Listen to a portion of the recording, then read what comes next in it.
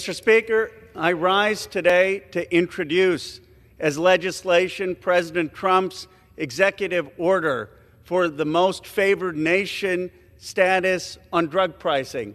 My legislation will codify President Trump's executive order, which basically says that Americans should not pay more for drugs than people in other countries and other parts of the world. Right now, we're paying 2 to 3 times more for our drugs than people in other industrialized nations. Now, this executive order, codified by the legislation, will allow our cabinet secretaries to put pressure on Big Pharma and make sure that they are not price gouging, and will allow for the importation of cheaper drugs. So you ask, why do we need the legislation? Because the reality is that Big Pharma will sue for the executive order like they did in the previous Trump administration. And in the previous administration, they managed to kill the executive order.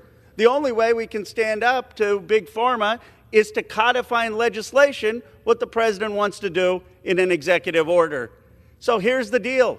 If I can cross the aisle and support President Trump's executive order in legislation, every Republican should be willing to cross the aisle and support my legislation.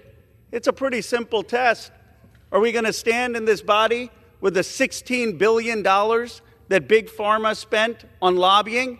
Or are we going to stand with the American people? We will know that answer based on how many co-sponsors we get for my legislation that simply codifies Donald Trump's executive order.